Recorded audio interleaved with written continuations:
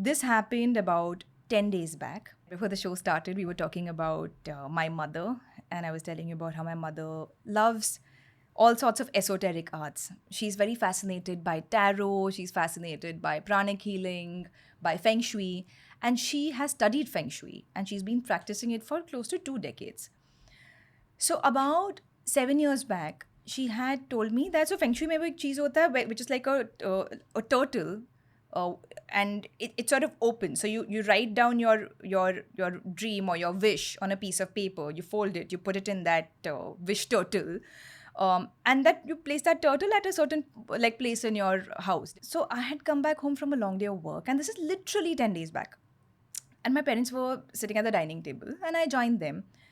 And my mom was like, "Oh, today I was cleaning the house, and I saw this. I found like a wish turtle that we'd all written our things, and do you know what you'd written?"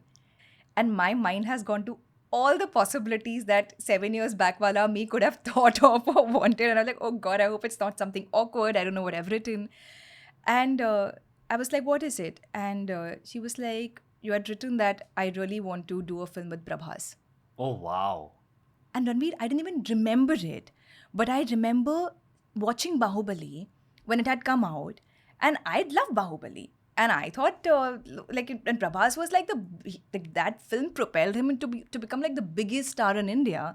And I was like, wow, I would love to work with him. And today I'm at the brink of my movie with Prabhas releasing.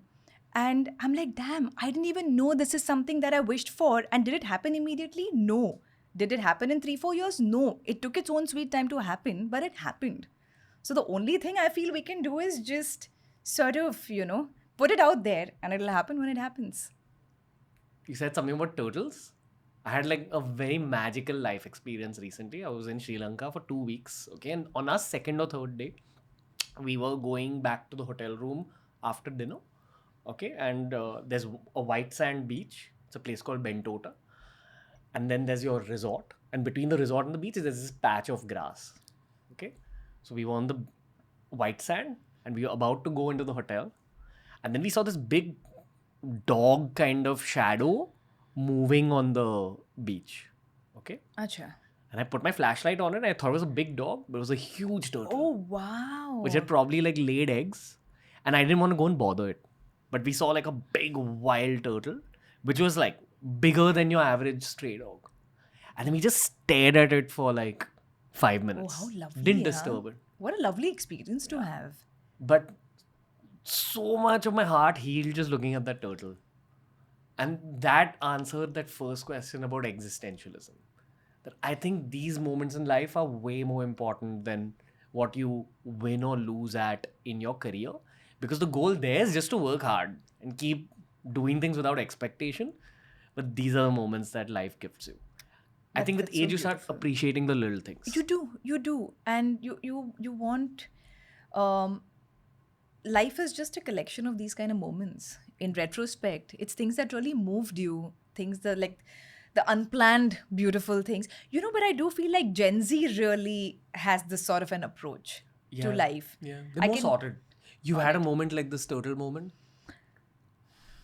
which just like affected you a lot because when I talk to people in their 30s a lot, they keep talking about these little moments that they're having that actually heal something in their heart. It sounds very silly.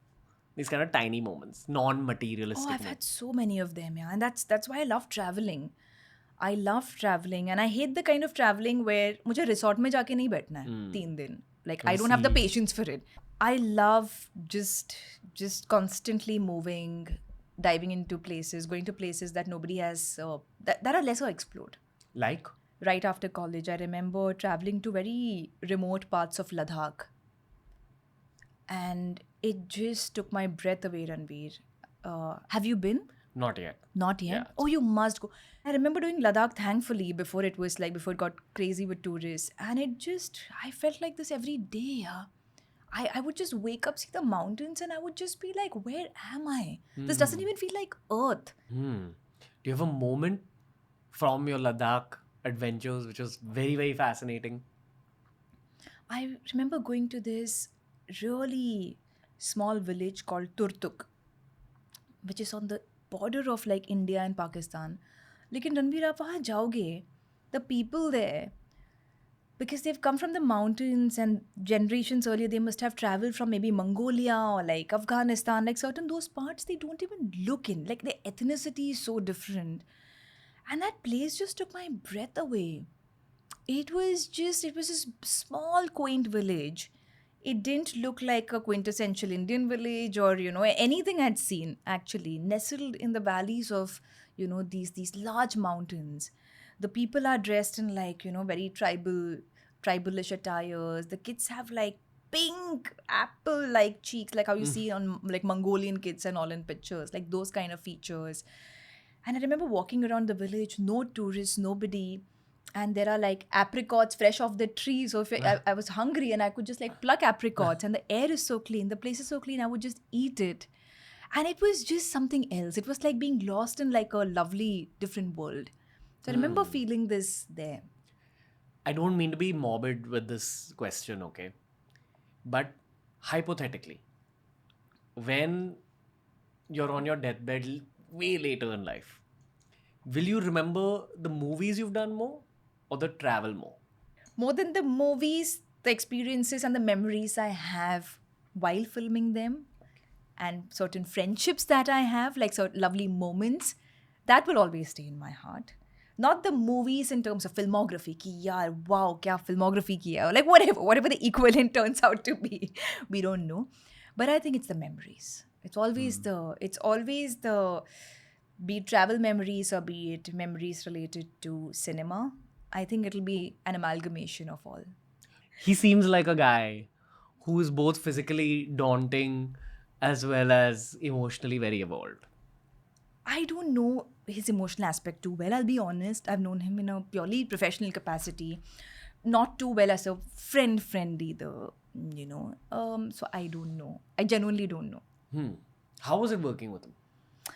It was lovely. Yeah, I have wanted to work with him ever since I saw Bahubali, because I grew up in Bombay. I didn't grow up watching a lot of Telugu films. I started watching Telugu films a little later, like after I grew up probably and started working. But I remember like really liking him in that film, and he had such a lovely aura and such a larger than life persona and charisma, that I always wanted to share the screen with him.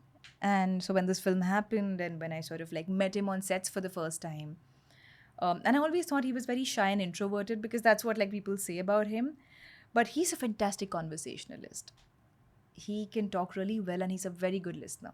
And he really wants to know more about you, where you're from, what else you're doing. And so he's a very emotionally intelligent conversationalist, that I would say. Hmm.